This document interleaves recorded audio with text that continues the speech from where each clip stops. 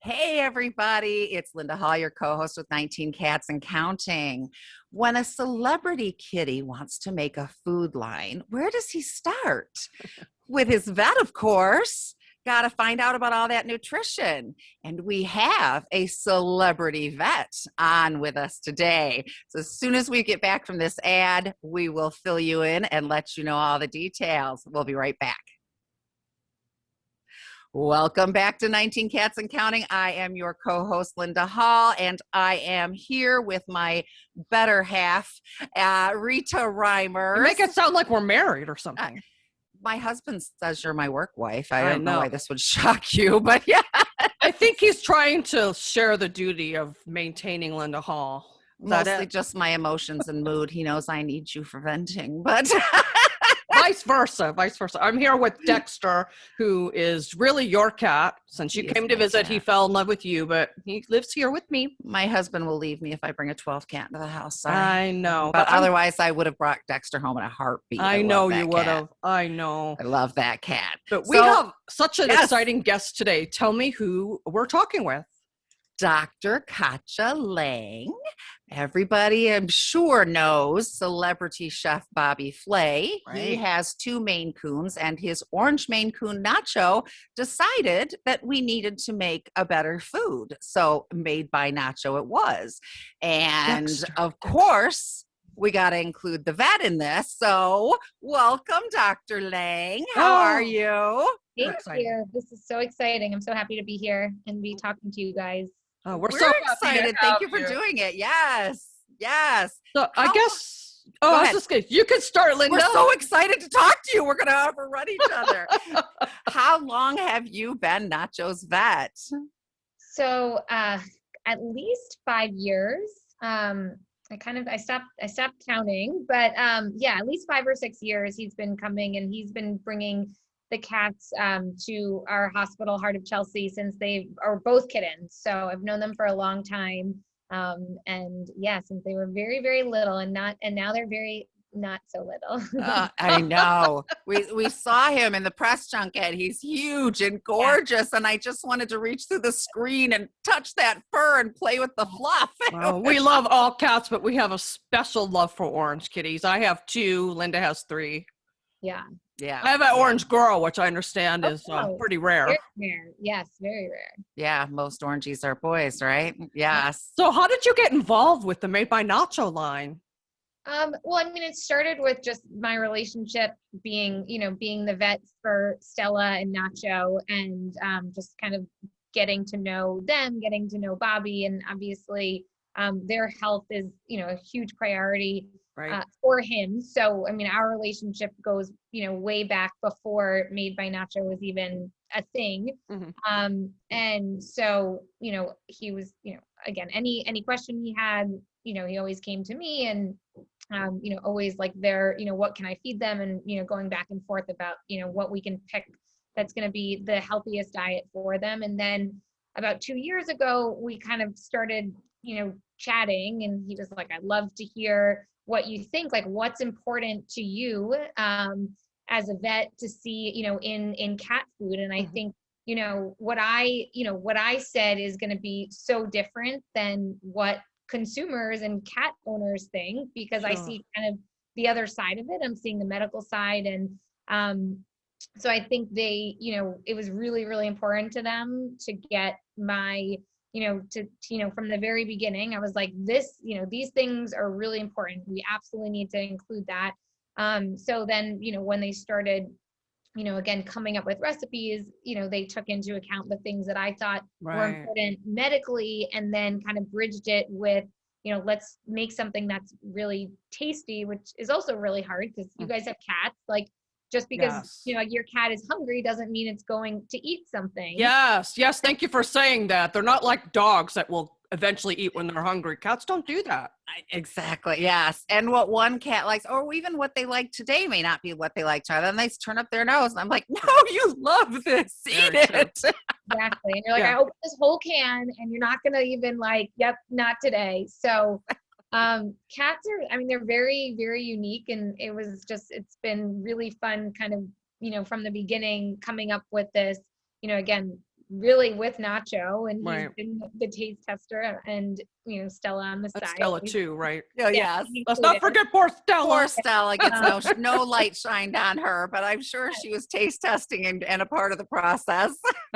Definitely, she's always so. So that's kind of how it started, and I mean, there was a lot of conversations, back and forth, and then once it actually came to life, they were like, "Do you want, do you want to work together? Do you want to be part of this?" And then, of course I did. I felt Sure. like we had kind of helped build the ideas together, and it's a great brand, so I'm just excited to be a part of it and telling people about it. It's amazing. We get a lot of questions about food, And when I first got my first cat, I learned always look for protein as the first ingredient. Okay. But then through time, other things have come up. This causes this and this causes that. And one of Rita's cats was diabetic, and they were like, no, wheat gluten, get the wheat gluten out. And so Right. I look at my food, which I thought was good. Nope. So it's been such an experience, and there are 8 million foods out there. So I know it's a broad subject, but what do we really need in our cat food, and what do we really need to avoid in our cat food? Yeah, and I think we're constantly learning, and what we thought, I think it's hard to say, this is 100% what's right, because we are constantly changing what we know. And so what we recommended 10 years ago is different than what we're recommending now. Not everything, of course, but Yes. something that we thought was really beneficial, we may learn it's not. So I think just kind of, knowing that the research is changing, and we're learning more. So, we have to just listen to not like the, trends, but kind of, being aware of, talking to your vet and learning things. And until a few years ago, we didn't realize grain-free was bad, and now we know it's bad. And we weren't even, as a vet, I wasn't advising people, hey, grain-free is bad, and now I am. So I think we are constantly learning, but to kind of answer your question about what's really important, and I don't think some things are staples, and they're not going to change in terms of what's important for cats. And what you started to say is protein the highest thing on the ingredient list. That is very, very important. I mean, cats are carnivores. They're not, very different than dogs, very different than other species. They again, and that means they get all of their nutritional requirements from protein. And cats are, very unique in the reasons why they need protein and why these other, ingredients are not great for them. But it comes down to, stop me if this gets boring. You're good. No, I'm eating No. it up. We need this. We need this. I do have a question though. Now, since cats are obligate carnivores, why is grain-free now found to be bad for them? So it's a hard answer, because even though we've been studying it for 3 years, we still don't have an answer to the exact culprit. Is it the lack of greens, or is it the ingredients that they're putting in to replace the greens? Because they're not just taking them out and saying, Right. hey, this is just a protein diet. Now we're replacing some of those, greens with something, with peas and sweet potatoes and chickpeas. Right. And so it's not a 1-for-1. So, and, even with, there's been a ton of research that's happened in the last few years. We still don't know what the actual, reason is. And Sure. so, my personal opinion is, some grains are fine. A lot of grains are definitely not fine for cats, but, most of the diets that, affected dogs, and we did have some cats that were affected too, were the ones that had a high level of, legumes and other starches in it. So it has to, I think some sort of balance between, these ingredients not allowing the proteins to be absorbed well is what I think we'll probably end up learning. Okay. So not like a simple, we just need this, one level to be at to be met. Okay. But I think, again, we are constantly learning, and we're at, and people, a lot of things with pet foods follow human trends, because people, you're consumers. We know we're hearing what's good for us, and then we assume that's okay. This is what's good for my pet. Sometimes that's true and sometimes that's not. And I think this was one of the things where it was just, not good. Yeah, I'm taking a veterinarian level nutrition course right now online. And Wow. one of the first things that it said is, all advertising and all those extraneous ingredients are put in there to appeal to humans, and cats don't really need them. Yeah. Yeah. That's very true. And I mean, it's hard because you need to appeal to the consumer. So you have to do, I think that's where, Made by Nacho is unique because they, like it's formulated really specifically for cats, but with the nutrition in mind in terms of like the medical knowledge behind it. And then, the palatability behind it, which, I don't think we think about as much, but we know, you said like my cat eats one thing one day and not the other. They may not like a certain, the kibble is in a triangle and not in a square, and then it's game over. Oh, I know. Exactly. I have 19 cats and I have 8 pallets of this one particular food, 8 24 packs, because they all suddenly decided at the same time they hate it. We don't like So I know eventually I can put it back into rotation, and it's been a while they'll eat it, but it just has to sit there for now, Yeah. I'm glad you said about the protein, because I'm telling you lately, if I had a nickel for every email to me that starts with my vegan cat ... and I keep responding, your cat is not a vegan. Linda's on Quora also. So she's one of the cat experts on Quora. Yeah. So a lot of the questions there, I'm surprised how many people write in and say their cats are vegan. And I know that's not good. And I understand people's reasons. I understand humans becoming vegan, and I understand the conviction behind that and why, but you can't impose that on your cat, right? Yeah, exactly. And kind of what I was saying before, like this is where we get into the science and it gets a little boring, but I think it's so important to understand, because they just like, if you understand the reasoning, you'll be like, okay, that makes sense. My cat actually can't digest and get the nutrients from these things. So their intestinal tract is much shorter than a dog's and pigs and so they only have so much length to absorb things. And so that's why they don't digest carbohydrates well. And then the second thing is, in humans and in dogs, you have amylase in your saliva, and cats don't have that. So they don't start breaking down carbohydrates in their mouth like most other animals. And then in their pancreas, they do have a little bit of this enzyme, but they maybe have 5% versus, a dog that has 100% of that level. So they just their body does not digest it. So if we give a cat too much carbohydrates, not that it's going to be bad, but they're going to get overweight. They're not going to get the nutrients that they need. Is it going to be like, harmful and toxic? No. But again, their body is just not, it's not built to digest it well. And so we see the problem secondary to that. Oh yeah. I had a cat. I used to own Just for Cats Pet Sitting, and I had a cat sit client way back. The husband even had written a book about how to feed your cats a vegetarian diet. And they had this gray, gloopy, gloppy stuff that they put together. I don't even know what it was. And the cats were always starving because they weren't getting complete nutrition, except one cat had some kind of special medical issue. And so I had to feed that cat in the bathroom. That cat got to eat irregular meat cat food. Okay. But the 3 that got the vegan diet, none of them lived past 7. Yeah. They need it. They can't like one more thing boring, and then I won't No, please. It's not boring at all. It's not. But yeah, so cats, they don't have certain enzymes, which again is another thing that makes them unique. And that's why, you can't have, you can't just make a dog food and then make it for cats. Sure. So you have to make sure there's certain ingredients. And if you are on a vegan diet, they're not going to get it.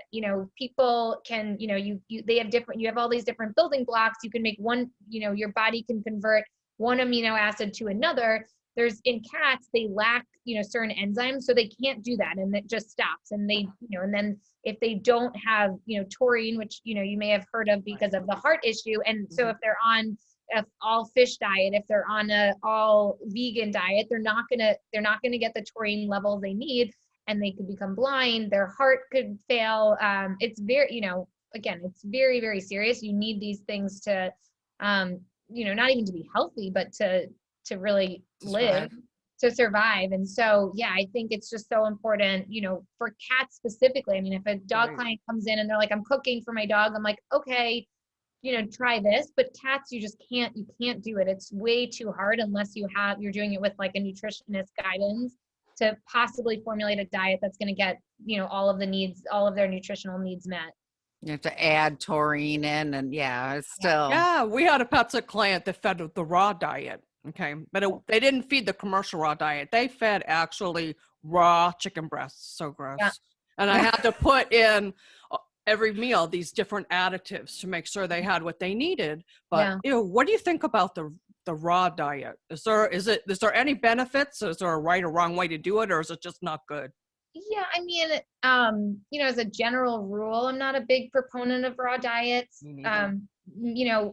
So I have had some cats that had like chronic GI issues, and we tried them on a raw diet and they did well. And, again, exceptions to the rule. Sure. But I mean, if you follow FDA recalls, it's, mostly raw diets that are getting recalled for salmonella and campylobacter and all of these other bacteria that can be, dangerous to your pets, but also dangerous to you. I mean, if you handle the food, if it sits on on the plate, if it's raw, it's, not that it's always going to be contaminated, but the risk is much, much higher. And so I just don't think that, yes, there are some benefits. I mean, I wouldn't say, there are no benefits, but I don't think I don't think the benefits outweigh the risks of feeding raw.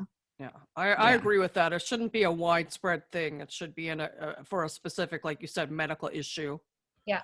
Linda, I know you have a whole laundry list of questions. I have my little cheat sheet on the side here. I do. So what did you focus on putting in the Made by Nacho food, and what did you focus on not putting in the Made by Nacho food? So yeah, I mean, I think the two kind of big things that were really important were protein, which we've already talked about, and then water. So, and, cats are descended from, wild cats in the desert. They don't have the same thirst drive. Mm-hmm. They just don't drink enough water. And, day to day, I see medical problems from cats being dehydrated. Oh, yeah. And it's not anything to do with what clients are doing wrong. They're just, the cats are not drinking. They're not, they don't have the same, like they are, a lot of cats basically are walking around, 4% dehydrated, like feeling totally fine, not being thirsty. So when we kind of started thinking about, this food brand, I was like, I want it to have a huge component of moisture in it, and just, and not enough just to say, yes, it's a canned food has this amount of moisture. Like, let's add more, like, let's think of ways to get cats to drink more water. Mm-hmm. So that's where kind of the, Bobby's idea of doing bone broth came into play. And it was a great way to kind of mix two things that we know, cats need. They do need to drink more water, even though they don't realize they do. And how do we get them to do that? We make it tastier. We, make sure the moisture content is really high. And, those were kind of our big two things. And that, we wanted every product in the line to have. Sure. Awesome. And plus it tastes good, so it makes them want to eat it. Exactly. And that was another thing we talked about so much. You can make the ingredient list look great. If it's not going to be what a cat eats, it doesn't matter. I mean, right. Once a week I send home a diet, for a cat, and they call me the next day and they're like, nope, no way, not going to happen. I'm like, okay. Yes. I think we need to take a quick break, unfortunately. But we'll be right back as soon as we hear from our wonderful sponsor. Welcome back to 19 Cats and Counting with Dr. Katja, who is the veterinarian that is involved with the Made by Nacho line, and also Nacho Flay and Stella Flay's personal veterinarian. Oh, in case you didn't know, those kitties are owned by Chef Bobby Flay. Linda, we're in the middle of going through your questions. Yes. So we've determined that it was no grain. Now it's no grain is bad. So is it specific grains we're looking for? I mean, like, with humans, I need carbs, but I should stay away from the white bread, right? So like, is this is that a good analogy? Yeah. I mean, I mean, one thing we definitely like had like yes lists and no lists, like, you know, and from the very beginning, like we basically like wrote like, these are like these are me, you know, maybe in small quantities. And then these were the yes list. And so that's kind of like how we broke down these ingredients. And yeah, I mean, definitely greens were not, you know, the chickpeas were on the no list. I mean, these like, you know, want a ton of, you know, again, we didn't want it to be a big proportion of the diet. So any sort of like beans and legumes and, you know, again, small amounts of potatoes and sweet potatoes, but it should be a very, very, very small, a level. Oh, not This is my sweetie pie. She's 2 years old and still the size of a kitten. I just adore her. But anyway, sorry. Yeah. So, you know, again, we wanted to include some greens, but just at a level where it was nutritious, but not overwhelming, you know, their body, because, you know, now we've like, you know, everyone thinks grains are bad, and that's just not true. There's really a lot of things in grains that are really important. I mean, there's calcium and there's B vitamins and there's iron and there's calcium. Sure. So there's things in there that, you know, we need, and it adds more fiber, which is really important for cats. So again, some greens are okay, but again, a small amount, and not, you know, very, you know, we don't want it to be the major part of the diet. We just, you know, if it's going to have greens, a very, very small level. I've always heard wheat and corn were bad for cats. Is that true? I mean, I don't think so. I mean, again, all these things got, you know, a bad reputation. And I don't think so at all. I mean, both of those have the things that I just said, you know, they definitely, you know, add fiber, and they add certain vitamins and iron. So you just want to keep it in a smaller amount. Yeah, that's good to know. Okay. Yeah. Nutritional value. Yeah. When I was researching, when I got my first email of my vegan cat, ... and I was researching, you know, they were saying that, you know, we can replace our proteins with beans and legumes, but they do not have high enough protein in them to meet a cat's needs, and they won't be able to digest them to get all of the energy and the protein out of them. So that's why that's not a proper replacement. So, okay. But so adding them in small amounts is going to help in a certain way, but it's all in moderation, I suppose. It's just like us. Why does my cat want to steal my muffins in the morning then? I don't know. What is she looking for? I know. Carb addict. Yeah, that's Rosie. Rosie likes to do that. Yeah. My orange good. girl. Yep. Smelled good. And we decided, yep. Rita and I have talked for some time. She mentioned she had a cats only pet sitting business in Los Angeles and then in the Charlotte area for about 17 and a half years. And I worked with her for a few years towards the end before we sold it and went to the behavior direction. And I remember the first time someone requested that their cat needed an asthma inhaler, and then they just started coming out of the woodwork, and then it was rare, and now it's all the time. Cancers, and you know, we had to, some sitters do not want to deal with needles, so we had to find these specific sitters that would deal with giving insulin or sub-Q fluids, and it just seemed to be going crazy. Yeah, B12 injections got to be big too. Where did that come from? Well, I mean, we do see a lot of intestinal problems in cats, a lot of inflammatory bowel disease, and a lot of, you know, cancerous processes. And so when they have inflammation in their intestinal tract, they don't absorb their vitamins in the food well. And that's why, and the B12 is so important. So it makes them feel better. It's really, I mean, it does a lot of, you know, important processes in the body. So yeah, B12 is a great thing to, I mean, if their levels are normal, probably make much of a difference. But when their levels are low, I mean, most of my clients within like a week of starting it notice that their appetite is better, energy is better, coat is better. So yeah, it's something that I don't know if we weren't really measuring as much before, and now part of a normal intestinal workup. That's what I'm wondering too. Like, because early in my pet sitting career, there was hardly any sick cats. And then I don't know if it's because we became one of the only cat sitting companies around and one of the only pet sitting companies that would do insulin sub-Q B12. We started seeing it more. But in my own cats too, I'm seeing more cancer. and more diabetes. So is You it have the food? You have a bag of sub-Q fluids hanging in your laundry room right now because I was do. there 2 weeks That- ago. That was for Sunny, but I keep it because I don't know when well, look, Cupcake's sick now. We think she might have cancer. Yeah. So I don't know when I might need it again. But why is it so prevalent now? Yeah, I'm sorry, is Linda. the food playing a part in it? I guess. Oh, same question. Is the food Yeah. playing a part? I know there's a lot of environmental crap and yada yada, but Yeah, I definitely,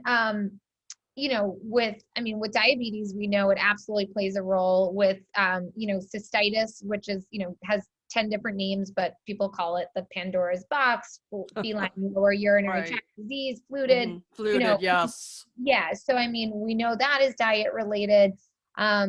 Certainly, intestinal problems and, cats that are overweight, so I think diet is huge, and it comes down to, again, the biggest thing is feeding too many carbs and them not drinking enough water. So that comes back to this idea of like, it needs to be high in protein. It needs to have a lot of water. It needs to make sure it has all the nutritional needs, the vitamins and the amino acids that cats can't synthesize on their own. I think a lot of the things we see can be prevented with diet, not all of it. I think we want to blame, foods on cancer. I think a lot of that is more genetics. But yeah, I think it all kind of plays a role, and nutrition is so important for, the health.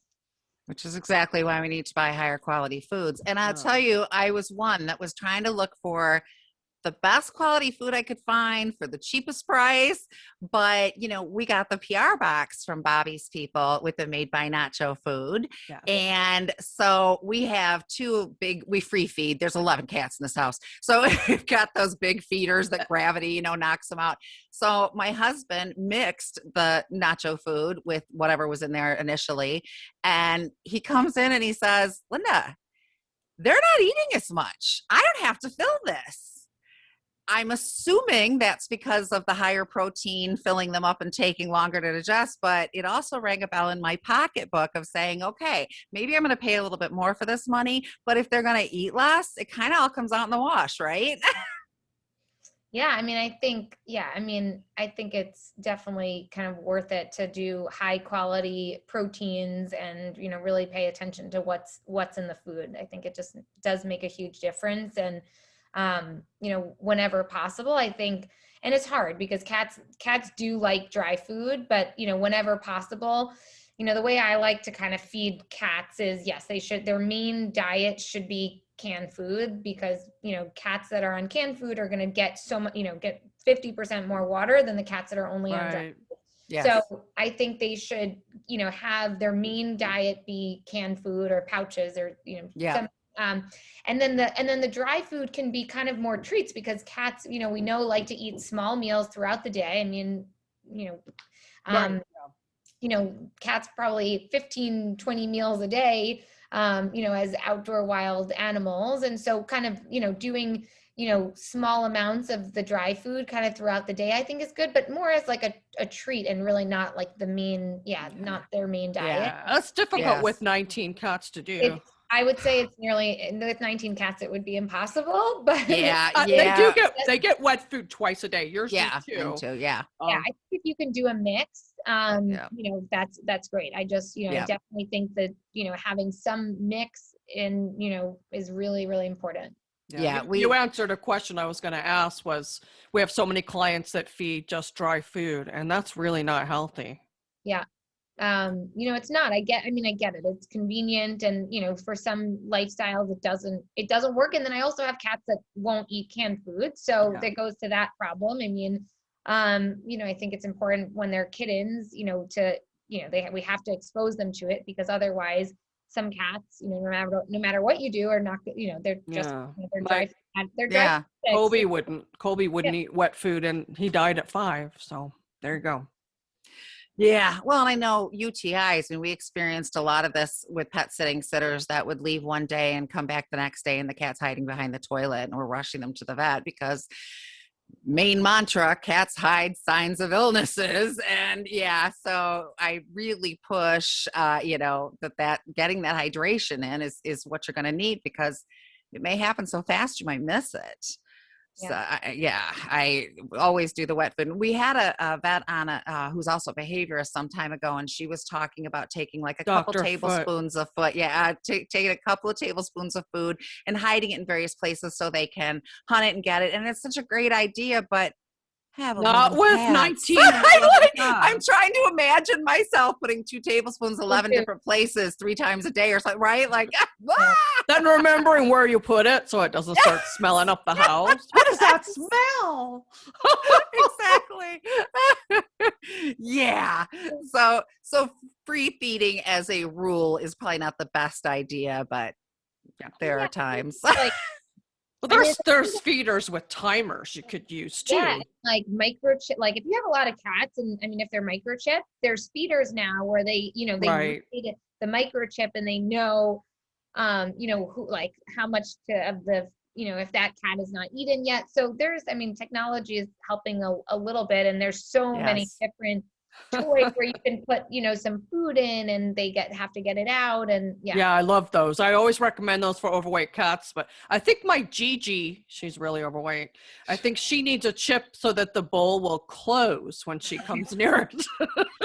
Do they have those?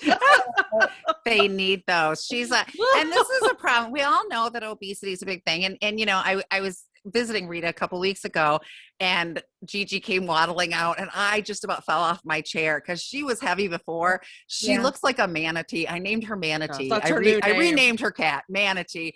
It was so bad. And she said, here I am, I'm a behaviorist. I know all this stuff. And I've got this incredibly obese cat. But she's got 19 cats, and even my vet said, there's nothing I can do if with that many cats, there's really nothing I can do. Yeah. Yeah.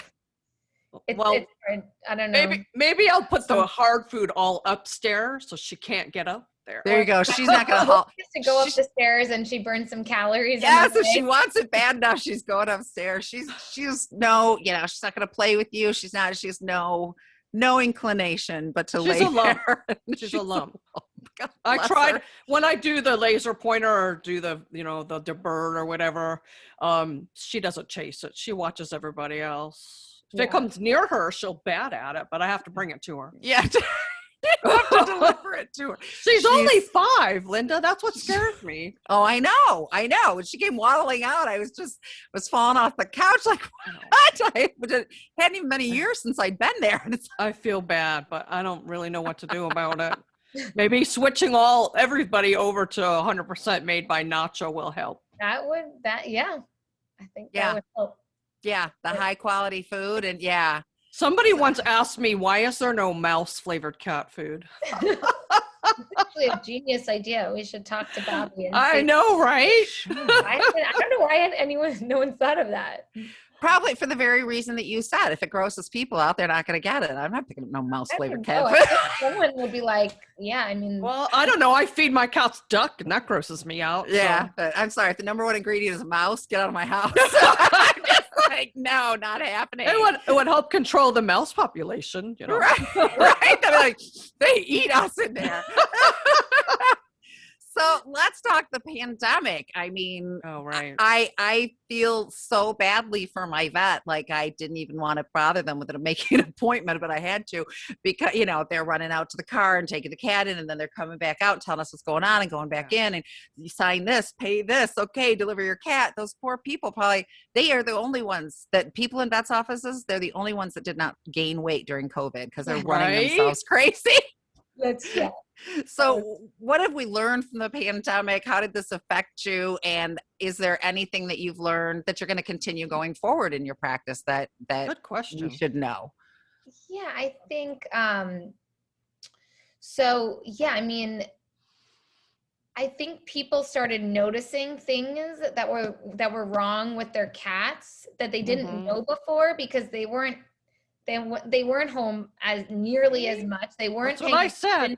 Because they had things to do, And so like I had people calling me being like, oh, my cat coughs. Like and then they're like, you know what I mean? And, or my cat, I didn't realize, you know, he went in and out of the litter box or he was doing this. And, you know, so we know cats, you know, hide their clinical signs. And when they're sick, we don't know it until they're very sick. We don't, you know, and it's not our fault, but they, you know, that's, you know, they're kind of programmed to hide those things. And so I think when we were home and we were with them, we noticed more things, and we do need to be a little bit more kind of diligent about looking at these, you know, at these signs, that how much water is my cat drinking? Are they drinking a little bit more?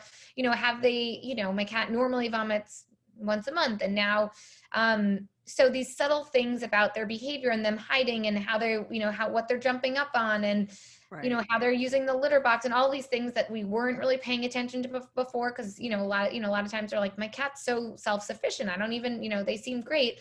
If we really pay attention, we can catch these subtle things. And, you know, in medicine, it's so much easier to treat something early on in the disease process versus when it's end stage and there's not as much that can be done. So I think we've learned a lot about, you know, kind of our cat's normal behaviors, because we were watching him, and you know, we have to pay attention. We had people calling us saying, "Why does my cat sleep so much?" Well, he's a cat. Hello. He always did that. Did that. That's my go-to answer. People ask a lot, you know, how can I tell if my cat is ill? And I always say, you know, if your cat is behaving abnormally, now, if your cat is hiding, some cats hide, but if your cat was normally on the couch with you snuggling and now your cat's hiding, ding, ding, ding. Well, if your cat, and vice versa too. And vice versa. Yes. If your cat was normally active and it's not, if it wasn't and it is, if, you know, if it normally scarfed down its food and now it's not, if it normally didn't scarf down its food and now it is, any change in behavior. Is that correct? Yeah. I mean, I think, you know, that's really well said. This is what's normal. And now my cat's not doing it. It's not because they like have all of a sudden changed their mind and they don't want to be social with you. There's probably something wrong. And yeah, I think we just, you know, realized, you know, how important these subtle things were, and that we do. Yeah. There's been more than once though, when I've known something's wrong with my cat, and I can't tell you, I just know their behavior is different. I can't say why, I just know something's wrong. And, you know, more than once there was. Yeah. So you just really have to know your cats and their typical behaviors. And if you've got an inkling something's not right, trust your gut and go to the vet. You might be relieved, find nothing's wrong, or you might catch something really early on that you may not have caught soon enough to cure. Yeah. Yeah. And find a vet that listens to you. I mean, this is a lesson to me as a parent of humans, that I found, you know your cats, you know your children. I'm sorry, my cats, I lump my cats and my human children all in the same bucket. I'm not sure if my human children appreciate it, but it is what it is. Exactly. So in my human children, you know, I know them. And if something didn't seem right, and if the MD that I went to wouldn't listen to me or was like, no, I don't see anything, you go find someone else. So I say the same thing, I think, goes to your cat. You know your cat better than anybody else does. And if you feel like something's wrong, you need to get it checked. Yeah. Yeah. Who's that on your bed? Is that Subra? That's Subra. She's a chunky monkey too, honey. She's a chunky monkey. She's my Velcro cat. She's so up in my grill all the time. So yeah, she's probably upset because I often sit there and work from bed so that she can lay on me. And yeah, she's not happy when I'm not there. Where'd she go? So, yeah, she's the one that's attached to me at all times. I would love to talk more, but we're are we running out of time? Is there anything, Dr. Katja, that we haven't said that you would like to make sure pet owners, cat owners specifically, know? Yeah, I mean, I feel like we've talked about really a lot of important things, and I think diet is so important to, you know, to be aware of. I guess yeah, I think, you know, we really can't just kind of treat our cats like the self-sufficient animals that we think they are. I think, not only, I mean, diet plays a huge role in this, but they really do, anything we can do to make their environment more like, an outdoor environment, can be really, really helpful for their mental health, and kind of playing with them and making sure all of their needs are met. And we did a really great kind of blog on this through, if you go to Made by Nacho and you look at their blog, we did a great kind of post about, how we can make sure our cat, how to make sure your cat is happy. And it's not just about feeding your cat. It's not about just about making sure, the litter box is clean. They really have a lot of needs, and maybe, because they don't, do all of the same things as another animal, and they're not as, in your face, that doesn't mean they don't have the same needs. So I think for cats, that's just so important to remember. It's so true. That is awesome. Yeah. So the blogs are on madebynacho.com, and more information about the food is on madebynacho.com. All right. And you have a veterinary practice in New York City, correct? I do. Yeah. I work at Heart of Chelsea. You can, I have an Instagram, Dr. Kibble, like my initials are KBL. Oh, that's great. Follow Dr. Kibble. We got to follow. So Dr. follow you on Instagram if you're in the New York area and you want to, to get a little piece of where the celebrities go, Dr. Katja. We would love to have you back on. There are so many questions that we have about cat health and specific diseases like Pan-Luc, one of my rescue friends is dealing with. We'd love to have you back on to pick your brain, or anything that's coming up in your practice or with Made by Nacho you want to talk about, or, just anything to do with cat health in general. We would love to have you back on. Yes, please. A lot of exciting things. It was so nice to meet you both. This was so fun. It was great to meet you too. It was fun. And we really do hope you'll come back. You say the word and we gotcha. We'll put you on. If we ever make it to New York, we will drop by your practice and meet you in person. Just show up. All right. We will. We're going on a pizza tour. I understand I've never actually had pizza unless I've been to New York. So we gotta, we'll make it. I'm from Buffalo, New York. I'm a little partial to Buffalo, New York pizza, but New York City pizza is also very good. But New York City people will tell you Buffalo pizza stinks. So, it's all where you're from. One of those rivals, I can tell you that pizza in the Carolinas sucks. Because you were raised on the real deal. If you don't know any better, you don't know any better. You got that true. Thank you so much, Dr. Katja. We really appreciate you. Thank you both for being, Linda, always my sparkling co-host. She adds the zest to our show. Dr. Katja. My headphones. So looking forward to, we'll let you know as soon as this is live. And love to have you back. Yeah. But of course, I always have to thank our awesome producer, Mark Winter, who gave us this spot on Pet Life Radio and gave us this chance to reach out to all the cat lovers of the world. And meet all these interesting people.